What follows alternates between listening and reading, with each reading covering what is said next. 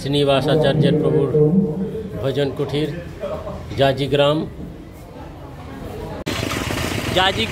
শ্রীনিবাস আচার্য প্রভুর লীলাভূমি শ্রীপাঠ।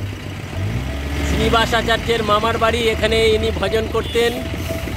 শ্রীনিবাস আচার্য প্রভু শ্রীপাঠ আমরা দর্শন করব। গৌরমণ্ডল পরিক্রমার আমরা শ্রীনিবাস আচার্যের লীলাভূমিতে এসেছি।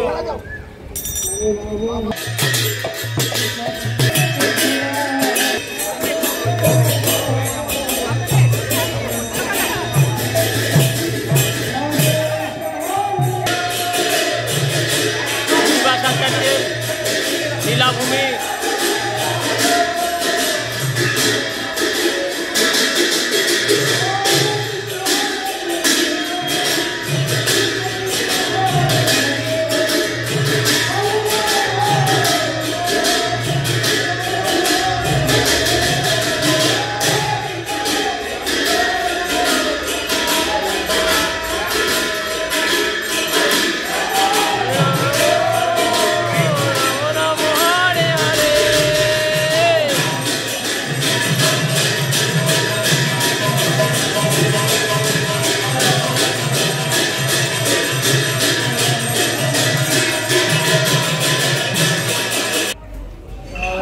শ্রীনিবাস আচার্য ভজন কুটি, এখানে ভজন করতেন, সেই দৃশ্য আমরা দেখছি।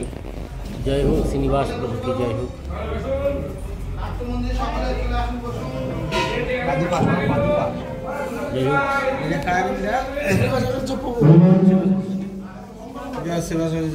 শ্রীনিবাস আচার্য প্রভু কি জয় হোক। তিনি মামার বাড়িতেই এখানেই ভজন করতেন, এই স্থানটি তিনি ভজন করতেন। রামচন্দ্র কবিরাজকে এখান থেকেই তিনি কৃপা করেছিলেন, সংসার বাসনা দূর হয়ে তিনি মহাপ্রভুর ভক্ত হয়েছিলেন। কলিতে গৌরাঙ্গরূপ বড়ই ভালোবাসি। রাধা ব্রজমোহন গৌর গদাধর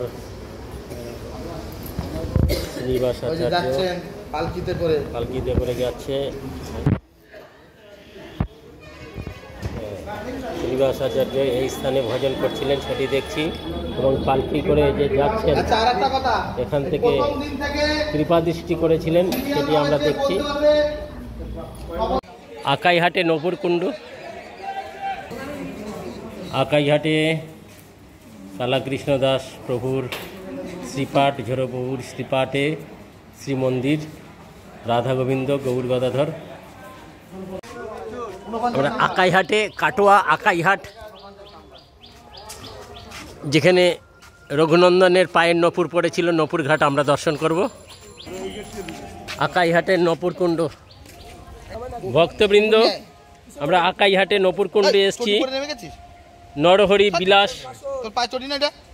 বিলাস ক্ষেত্রে বড়ডাঙ্গা রঘুনন্দন ও রঘুনাথ অভিরাম ঠাকুর দুজনেই যে নৃত্য করছিলেন, রঘুনন্দনের পায়ের নপুর নাচতে নাচতে এই স্থানে ছিটকে এসে পড়ে, সেই নপুরকুণ্ড।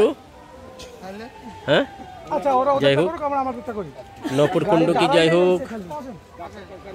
রঘুনন্দন ঠাকুরের নপুর এই স্থানে এসে পড়েন, ওখানে কীর্তন করতে করতে নপুরটা এই স্থানে এসে পড়েন, আকাইহাটে এসে পড়েন, এই জন্য এখানে নপুরকুণ্ড বলে পরিচিত। দর্শন করুন নপুরকুণ্ড। নপুরকুণ্ড আকাইহাটের নপুরকুণ্ড, রঘুনাথের নপুর এই স্থানে পড়েছিল নপুরকুণ্ড। আকাইহাটের নপুরকুণ্ড, এবং এখানে মহাপ্রভুর সঙ্গে যে দক্ষিণ ভারতে গেছিলেন ব্রাহ্মণ বিপ্র কালাকৃষ্ণ দাসের শ্রীপাঠ আমরা দর্শন করব। কালাকৃষ্ণ দাসের শ্রীপাঠ।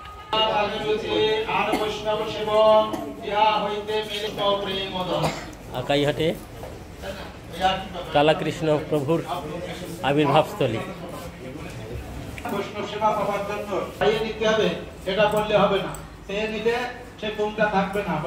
কালাকৃষ্ণ দাসের জন্মস্থান, যে কালাকৃষ্ণ দাসপ্রভু মহাপ্রভুর সঙ্গে দক্ষিণ ভারতে সঙ্গী হয়েছিলেন এবং মহাপ্রভু কৃপা পেয়েছিলেন ভট্টথালি থেকে, যাকে চুলের আকর্ষণ করে আবার পুরীধামে নিত্যানন্দ প্রভুর কাছে দিয়েছিলেন। সেই স্থান কালা কৃষ্ণ দাসের আবির্ভাবস্থলী এবং ঝরু ঠাকুরের শ্রীপাঠ কালা কৃষ্ণ দাসের শ্রীপাঠ পাশাপাশি। জয় হোক। জায়গাটা শুধু নাম হলো দিয়ে আকায় হাট। এইখানে নিত্যানন্দ মহাপ্রভু পাঠ করতেন বলে এটি হল পাঠ বটে। রাধাকৃষ্ণ দাসকে দক্ষিণ মহাপ্রভু নিয়ে যাওয়ার পরে যখন ছেড়ে দেয়, তখন উনি এইখানে ভজন সাধন করেছিলেন। এইখানে ভজন সাধন করার জন্য উনারই এইটি হল কালা কৃষ্ণের ধাম বলে পরিচিত। একা তখন এই আশেপাশে কোনো লোক ছিল না, এগুলো সব পূর্ববঙ্গের লোক। তখন একাই এখানে ভজন সাধন করেছিলেন বলে আকায়া। আর এইখানে নিত্যানন্দ মহাপ্রভু পাঠ করতেন, তার জন্য পাঠ করে। এখানে নূপুর কুণ্ড শ্রীখণ্ডে থেকে অভিরাম গোস্বামী, রঘুনন্দন গোস্বামী নৃত্য করছিলেন শ্রীখণ্ডে। বাবাস্ত অবস্থাতে পায়ের নূপুর ছুঁড়ে দেন। সেই 6 কিলোমিটার দূর থেকে সেই নূপুর এখানে কুণ্ডে পড়ে। সেই কুণ্ডে জল বেরিয়ে যায়। সেই অবধি আজ পর্যন্ত নূপুর কুণ্ড নাম নামে পরিচিত এইখানে। হরিবোল হরিবোল। এবং নিত্যানন্দ মহাপ্রভুই রাধাকৃষ্ণকে এইখানে বসিয়ে দিয়ে দিয়েছিলেন যে এইখানে তুমি ভজন সাধন করো, এইখানে তুমি সিদ্ধ হবে, সিদ্ধি লাভ করবে এইখানেই।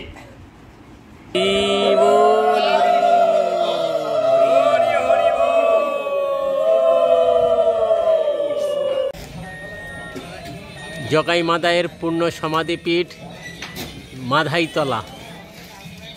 আমরা সেই জগাই মাদাই উদ্ধারের কথা জানি, সেই মন্দিরে আমরা দর্শনের জন্য যাচ্ছি। আমরা জগাই মাদাইতলা এসেছি।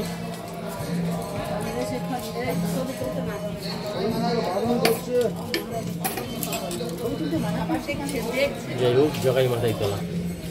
জগাই মাদাই এখানে ভজন করতেন।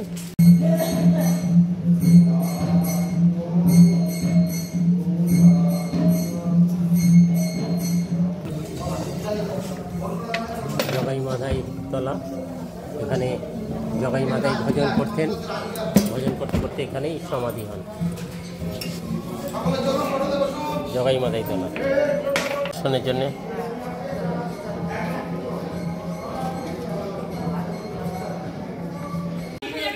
গৌরাঙ্গ বাড়ি কাটোয়া। মহাপ্রভু এই স্থানে সন্ন্যাস নিয়েছিলেন। মহাপ্রভু সন্ন্যাস নিয়েছিলেন কাটোয়া, গৌরাঙ্গ বাড়ি বলে পরিচিত। ভক্তবৃন্দ কাটোয়ায় সেই দাস গদাধর কাজীকে হরিনাম বলিয়েছিলেন। সেই দাস গদাধর এখানে ভজন করেছিলেন। মহাপ্রভু লীলা আস্বাদন করতে করতে এখানেই সমাধি হয়েছিল। সেই দাস গদাধরের সমাধি এবং ভজনপীঠ। সেই শশধর পূর্ণ অকলঙ্ক গৌরচন্দ্র উদয় নদিয়ায় তিনি আজকে কাটোয়া। কোটি নমস্কার। অখিল ব্রহ্মাণ্ডের নাথ শিষ্য রূপে যান। ছেড়ে তিনি সন্ন্যাস ধর্ম অবলম্বন করবেন। বেদান্ত সূত্রে আছে মহাপ্রভুর সন্ন্যাস স্থান। সন্ন্যাস মহাপ্রভুর সন্ন্যাসে সময় মহাপ্রভুর সঙ্গী 5 জন এসেছিলেন। এখানে তারা কথোপকথন করেছিলেন। সেই বিরহে 5 জন ব্রহ্মানন্দ ছিল, নিত্যানন্দ প্রভু ছিলেন, চন্দ্রশেখর আচার্য ছিলেন, গদাধর পণ্ডিত ছিলেন, মুকুন্দ ছিলেন। এই স্থানে 5 জন বসে মহাপ্রভুর সন্ন্যাসের বিরহ আস্বাদন করছিলেন। এই সেই বটবৃক্ষ। এই কেশব ভারতীর ভজনস্থলী। আসতে এই মহাপ্রভুর সন্ন্যাসের স্থান। কেশব ভারতীর কাছ থেকে সন্ন্যাস মন্ত্র নিচ্ছেন, সেই চিত্রটি আমরা দেখছি।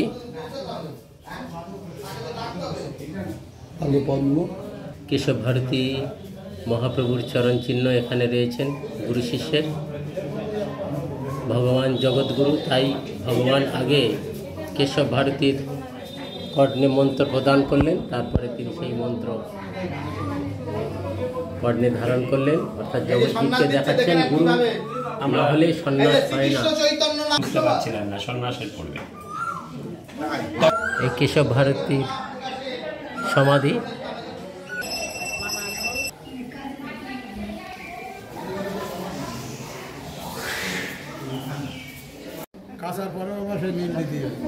এত সাদা কাপড় এই ঠাকুরকে সেই মকর সংক্রান্তির 3 দিনের যে উৎসব আছে, মহারাজ এই ঠাকুরকে মহাপ্রভুকে পুরো কাটোয়া। সাজানো হয়।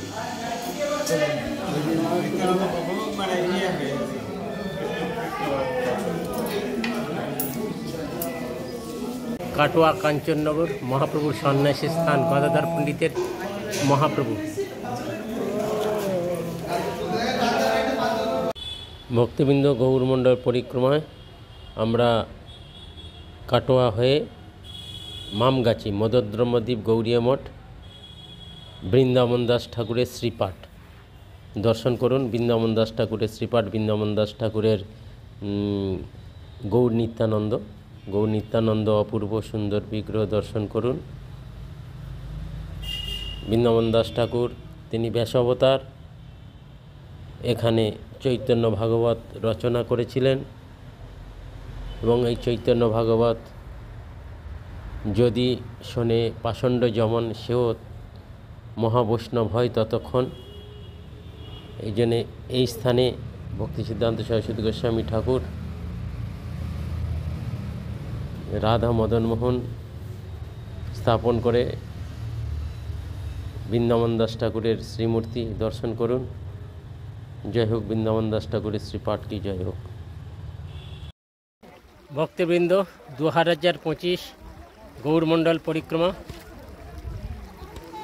14 দিনের যে পরিক্রমার আনন্দ, এই আনন্দ এবং মহাপ্রভুর স্থানগুলো দর্শন করার জন্যে, মহাপ্রভুর লীলাভূমিগুলো দর্শন করার জন্যে এই ভিডিওগুলো দর্শন করুন, শেয়ার করুন, কমেন্ট করুন, সকলকে জানিয়ে দেন। এই মহাপ্রভুর লীলাভূমি দর্শনে শ্রী গৌর মণ্ডল ভূমি যেবা জানে চিন্তামণি, তার হয় ব্রজভূমে বাস। এই ভিডিওগুলো দর্শন করলে অবশ্যই আপনাদের ব্রজভূমে বাস হবে, ভগবান আপনাদের কৃপা করবেন, প্রভুপাদ আমাদের ভগবানের চরণে নিয়ে যাবেন। জয় হোক ভক্তবৃন্দ কি জয় হোক।